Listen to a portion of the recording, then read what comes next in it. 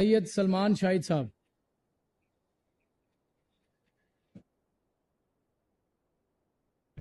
سلمان صاحب. بسم اللہ الرحمن الرحیم. بہت شکریہ جناب اسپیکر، آپ نے موقع دیا.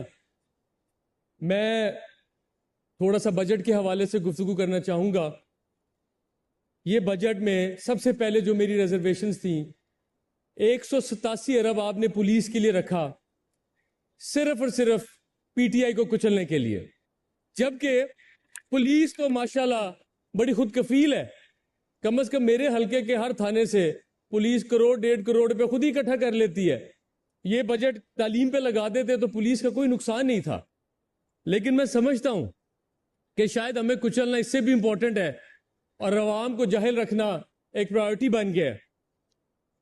جناب اسپیکر، 12 سے 14 کروڑ عوام کا یہ صوبہ ہے جس کے ہم نمائندے ہیں، اور 80% عوام کا مسئلہ صرف ایک پنکھا اور ایک فریج کی بجلی ہے جس کا بل وہ نہیں دے سکتے. آپ نے مڈل کلاس پہ ٹیکس لگایا، مزید لگایا، مجھے کوئی اعتراض نہیں. مجھ پہ جتنا بھی ٹیکس اضافی لگے گا میں بھروں گا کیونکہ یہ ریاست کا حکم ہے. لیکن جناب اسپیکر، میرا ٹیکس کسی صحیح کام پہ تو لگائیں. ایک غریب اور کرپلڈ اکانومی کے ہم نمائندے ہیں اور اس ایوان کو دیکھیں. سر، میرا ووٹر ایک پنکھے کی بجلی افورڈ نہیں کر سکتا، اور خدا کی قسم مجھے شرم آتی ہے اتنی ایئر کنڈیشننگ میں بیٹھتے ان کے پیسوں سے. سر، ہم خود کو بل نہیں بھر رہے، ہم ان کے پیسوں سے جو پنکھے کا بل نہیں دے پا رہے ہم اس ایوان میں بیٹھے ہیں. یہ شرم کا مقام ہے. میں اپنے ووٹروں سے شرمندہ ہوں کہ اتنے کمزور اور بیہودہ بجٹ کا میں حصہ بنا ہوں. سر میں ان کو جواب نہیں دے سکتا ہر بات پہ. سر کوئی بھی بات ہو، پولیس ہماری جو ہینڈ بک ہے ایم پی ایس کی، اس میں چینجنگ کریں، اس میں لکھیں کہ یہ استحقاق پی ٹی آئی کے نمائندوں پہ نہیں لاگو ہوتا. ہمارے گھر تو کھلے ہیں پولیس کے لیے، جب مرضی آئیں تو وہ اس بک کو ایڈٹ کریں اور ہماری پلیز اس میں لکھیں کہ جی ہم جو پی ٹی آئی سے جیت کے آئے ہیں اس کا کوئی استحقاق نہیں ہے. سر جو بھی بات ہوتی ہے 9 مئی بیچ میں آ جاتا ہے.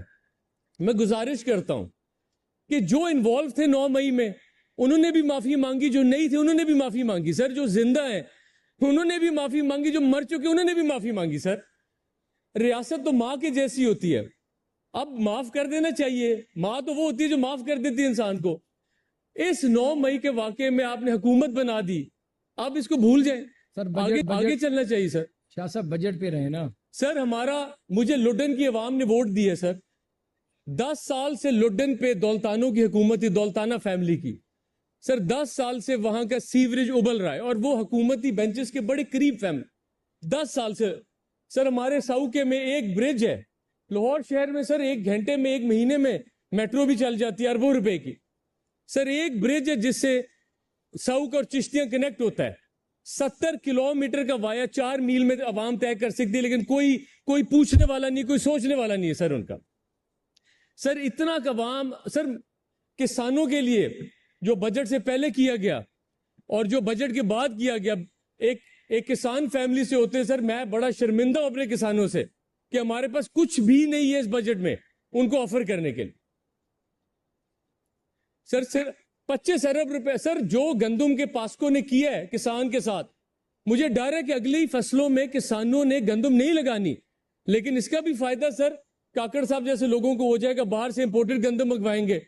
آپ کے کسان نے اگلے سال، میں آپ کو شرطیہ کہہ تو گندم نہیں لگانی جو ہم نے ان کے ساتھ کیا. سر جناب اسپیکر، میں فلور آف دا ہاؤس پہ آپ کے ایک بڑی ضروری بات اپنی عوام سے کرنا چاہتا ہوں.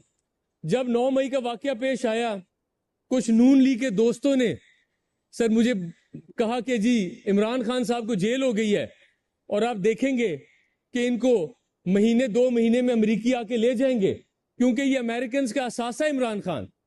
سر آج 1 سال ہو گیا خان صاحب کو جیل گئے ہوئے. سر ہم نے دیکھا کوئی قطری، کوئی اسرائیلی، کوئی امریکی نہیں آیا خان صاحب کو بیل آؤٹ کرنے. خان کو بیل آؤٹ کرنے 8 فروری کو عوام آئی، الیکشن میں ووٹ دے کے دکھایا کہ خان ہی اس عوام کا پولیٹیکل ایسٹ ہے، صرف عمران خان ہے. سر بجٹ پہ رہے نا. سر 2 منٹ. سر ہمیں سر تھوڑا سا غریب عوام کے اوپر بجٹ دینا چاہیے تھا. جو میں سمجھتا ہوں تعلیم کے لیے سر رقم ہی کوئی نہیں رکھی آپ نے.